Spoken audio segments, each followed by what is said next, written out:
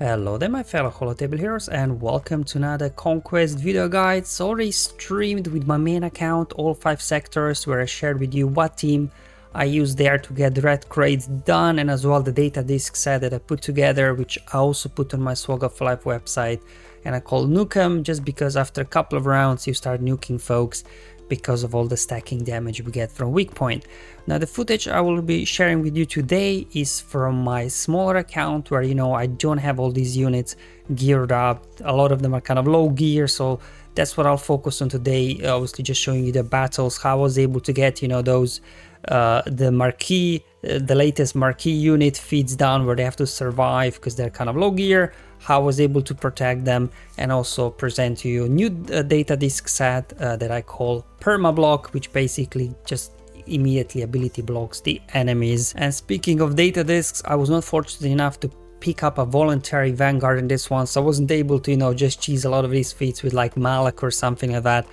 Don't have Jedi Master Luke, don't have Leia, so I don't have like very tanky units here that I can always rely on. So what I'll try and do for each of these like surviving feat, show you a little bit different team comps that I was using.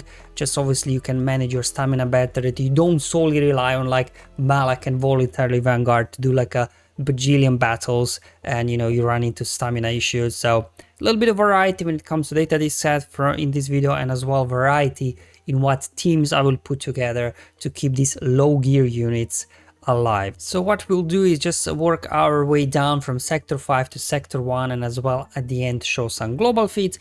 If there's any particular sector you're interested in, there'll be YouTube chapters below, so you can skip ahead. Again, this will be just focusing on where we have to win with the certain factions that I have at low gear here, and as well win with certain units surviving that might be lower gear as well. I might look and do another video afterwards if I need to, in terms of cheesing, those you need to do something 50 times, you need to do something 100 times. But for the purpose of this video, we'll just focus on these battles right here, because cheesing obviously will require different data disk sets. So here I really want to focus on this one. I'll make slight adjustments in between each sector potentially. I'll show them to you to the data disk set, just to show you, like, if you don't have the exact set, how you might adapt it to as well do a similar job for you. And also what I'll be doing, all the battles here I'll be showing you are on data core nodes for 2 reasons. One, we all have them and the enemies will be exactly the same, unlike trying to find some Phoenix without an AoE or something like that you may or you may not have. So what I'll do, I'll just be hitting data core nodes, so we all have the same experience. And number 2, hey, you get some data core material in the process, so that's where you should be farming your feats really, if possible. Okay, let's start first with the Imperial Remnant here in the Sector 5. So we just have to win with a full Imperial Remnant lineup.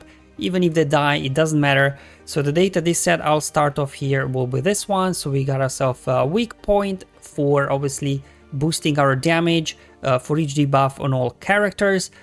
So with that in mind, I equipped a lot of discs here that apply debuffs. We got Thermal Exhaust that will apply 3 stacks of thermal detonators whenever enemy gains 5 debuffs. We got Caustic Emission that will land damage over time 2 times at the start of the turn, and Trench for a little bit of survivability, and then Ability Exhaust that will apply an ability block that can't be resisted whenever an enemy gains 10 debuffs. So you can see where this is going, right? So I've got 2 Caustic Emissions, 1 green, 1 blue, that's 5 debuffs.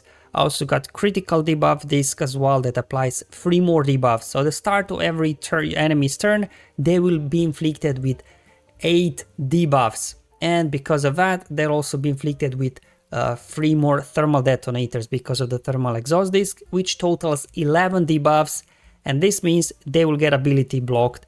And then finally, I do have as well their defensive formation. So whenever we attack out of turn, we are recovering some protection, which goes nicely with Entrenched, because you can recover the bonus protection you start with from the Entrenched data disk set.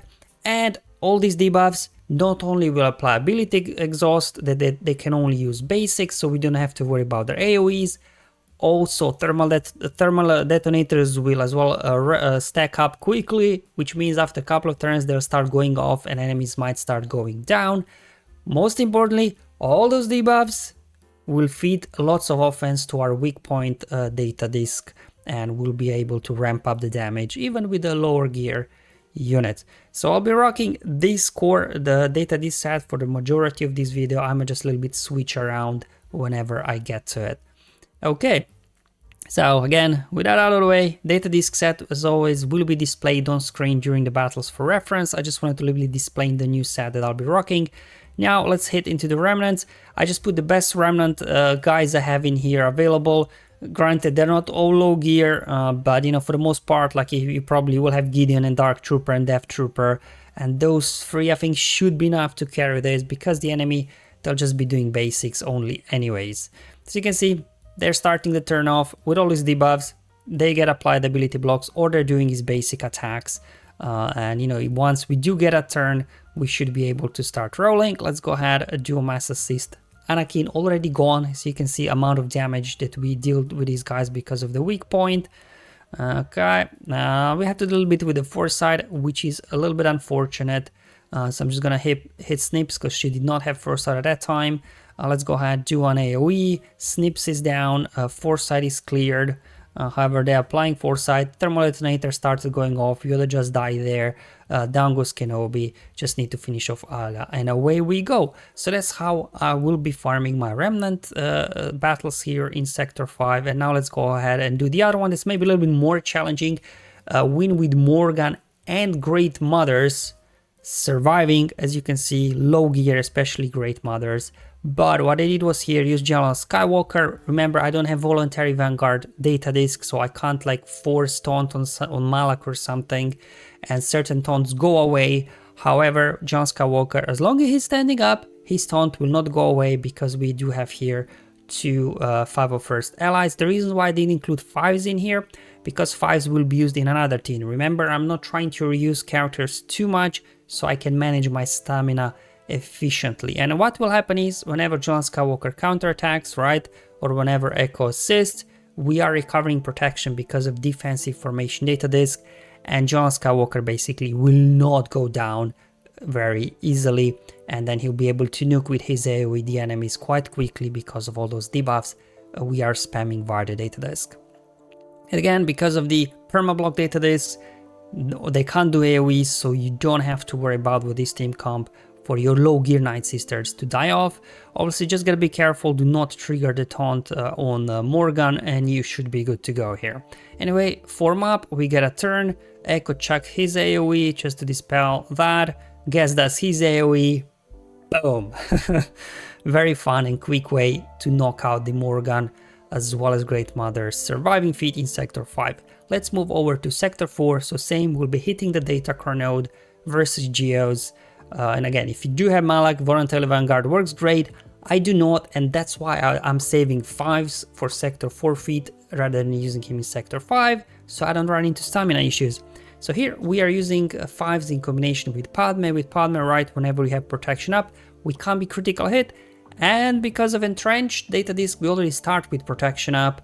And whenever they attack out of turn, we gain more protection up. So again, it can't be crit. And then 5s, remember, he's counterattacking every time he counterattacks. Because of defensive formation, we will be recovering protection on him. So again, same like Gas, he will not go down. He will not lose the taunt. And that's why we need Wat and Bor to put tank tech on 5, so he's permanently taunting, which then obviously protects Shin and level 1, Gear 1 Marrok. And because again with Perma-Block data disk, they can't use AoEs, and away we go. So we're just gonna go ahead, hit full auto. Geos are, you know, quite beefy because of their health equalization. It will take a while to burn through, which is fine, because remember, in this sector as well, we do have a speed down feat. So just by doing this kind of team, you already take care of speed down and as well Shin feat. We also have Marrok there for the global Shin Marrok feat as well. So you can kind of farm 3 feats just by doing this in one go with this team without any issues, if you do have obviously the correct data disk as shown on the screen. So very easy, very straightforward, full auto, and you get your, there you go, completed speed down right there. So we still in the same sector versus Geonode, and we do have a feat where we have to win with Enoch and Night Trooper. They don't have to survive, so I don't care if they die off, so I don't need to find a way, another way to protect them, right? So what I'll do, just chuck them in, doesn't matter what gear level they are. CLS, we know because of all those debuffs, the turn meter will be strong, right? Because we look, If enemies resist debuffs, you gain bonus turn meter. If you apply debuffs, you gain bonus turn meter. So as you can see, we're getting lots of attacks there, counter attacks. Anytime we hit somebody, right, we are stacking our offense, and eventually you get through these guys. You can see Han starts popping for 300k, and yeah, these geos go down. So that's how I'll be farming my Enoch and Night Trooper feed here in Sector 4, while obviously farming up some Datacron material in the process. And yeah, these guys quickly go down. They can't do a whole lot. If the only thing they can do is use their basic attacks. So let's now move on to Sector 3. So here just one feat I want to show you, and this is the one where Death through Peridea has to survive. So here I just made slight tweaks to this set. So for Sector 3 Datacron node specifically, you will want to have Ruthless Swiftness equipped. So I removed Entrenched, but the remaining of this set is the same. Now, why we want Ruthless Swiftness? Let's wait until we get to the battle, and as you will see, probably some of you know this trick already, but so at the start of turn he deals health damage to his allies. So they drop below 100% health straight away at the start of the battle, and Ruthless Swiftness gives you 100% turn meter essentially right out of the gate. So this kind of allows you to jump, start on these guys and do some nice damage. And as well with Chirrut in there, they're kind of constantly recovering some health, and then Plague goes, ignores protection, so they're constantly dropping below 100% health, feeding your turn meter train. This one just full auto again. It'll take a while. Again, Perma-Block ensuring only they can do is basics. Now in case your Peridea, low gear Peridea would go down, there's Daka always for the revive and zombie as well. Now let's hop over to Sector 2. Got a little bit more battles here in Sector 2. So we'll start off probably with a tougher one, which is Great Mothers Surviving. So I'm still rocking the same one with Ruthless Swiftness here. And here I will be utilizing Maul. You've seen me this in the previous run of Conquest, but I didn't know will this work obviously without Volatile Accelerator, but I'm happy to say it does. So again, we'll be utilizing the Maul Watt interaction with the Frenzy and everything. And so Maul starts off with Frenzy. We put a weapon tag basically on anybody. This triggers the 100% turn meter over on Maul, and then we use a special here, and then Kandros gets a bunch of bonus turn meter because of all the debuffs. He does his AoE, which gives now turn back over to Maul, and then Maul just goes to town basically, and all those debuffs we are hitting, we just keep increasing our offense. Even a free relic, or even a relic free Maul like I have in here, as you can see, his offense just goes through the roof, and before the enemy gets a turn, they're already down. A couple of unaligned force user squads here for the unaligned force user feat in Sector 3, and as well I'm trying to put a full dark side one to also be completing the global dark side only unaligned force user feat as well. So you can see my unaligned force users here, not that great, and because I already use Maul as well as Loki in the different teams I showed earlier, again I'm trying to not use too many duplicate units whenever I can, just to improve my efficiency when it comes to managing stamina. So it's basically my best dark side unaligned force users minus Maul. So as you can see, because of the perma-block, these guys just doing basics, and Color RMS taking hits without any problem. And then we can just start spamming debuffs here with Mara as well. We just want as many debuffs as we can. Again, if somebody dies off, it does not matter, we just have to win. Maybe get above the spell here. And yeah, especially Starkiller, he'll start nuking folks after a couple of turns because of the weak point and all those debuffs that are coming up. Okay, just constantly stuck behind base. Sure, let's throw some rocks with my Gear 8 Malakas. Spend some more debuffs with Mara. Sure, do an AoE, feed some turn meter to our team. Yeah, just constantly stuck there. There we go. As you can see now, Starkiller started doing some real damage.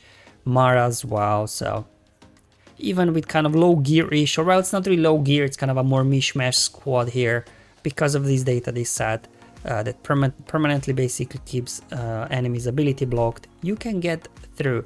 And now kind of the light side ones, you can see my light side unaligned force users are not maybe as highly geared as the dark side ones, but here we can still get it done just because thanks to the data disk set. Now this team, because it's lower gear, obviously won't ramp up the damage as quickly as my dark side team that I showed you. So just gonna go ahead, he'll hit full auto. While they don't pack a punch as the dark side one, they do have more survivability thanks to the seer lead, and as well Commander Sokatano in there as well, adding extra defense, extra health and things like that. So eventually you do get through them. Also Rey Jedi training, she does on her special have healing immunity that a little bit stop healing, so you can get through them. And yeah, just full auto and you should be good to go here. So plenty ways to knock out this unaligned force user. Even if you have like a random units, it doesn't matter, you can still knock it out. And then let's move over now to Sector 1 as well. And here let's start off by Morgan surviving. So here I just started off with Dash because he's a fast unit.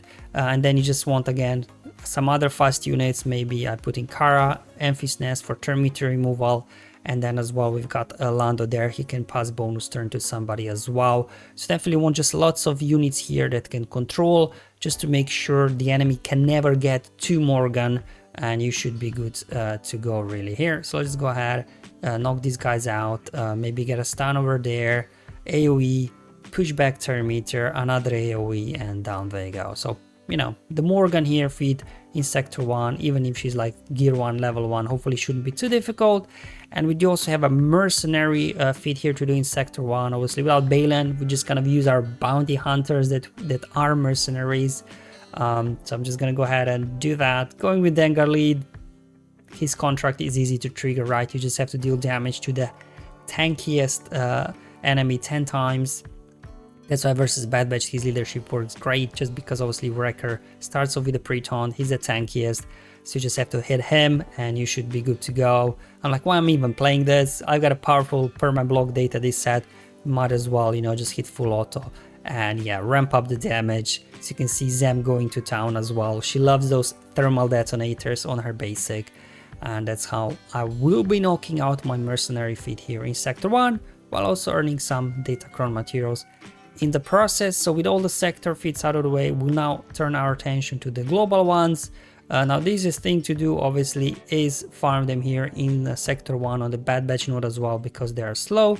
And the free feats that we'll be looking at is win with Marrok and Shin surviving, then win with the full dark side unaligned force user squad, and as well winning with a full squad of Nightsisters. So these are the free feats. I'll show you a little bit again different combinations that I showed you earlier, just so that hopefully you find something that you can choose from. Just again, it's all about managing stamina, especially if you got low gear units, you don't have like everything geared up, leveled up, you don't have everything at your disposal. Right, so as mentioned before, we'll be doing all these battles in Sector 1 on the Bad Batch node, because again, I think like Echo's around, I don't know, 260 to 70 to 80 speed, something like that, so it shouldn't be too difficult to outrun.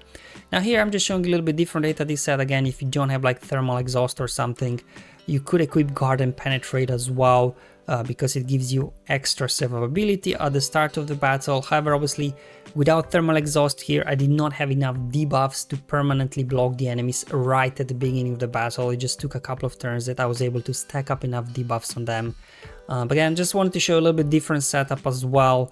You know, depending on what you have, hopefully you can actually get something to work. If not this time, then at least you know for next time, always, you know, to try and pick up these debuff discs as well, and thermal exhaust if you do see it, and ability exhaust as well, so you don't solely rely on the RNG of Voluntary Vanguard and like, you know, Malak carrying all these feats.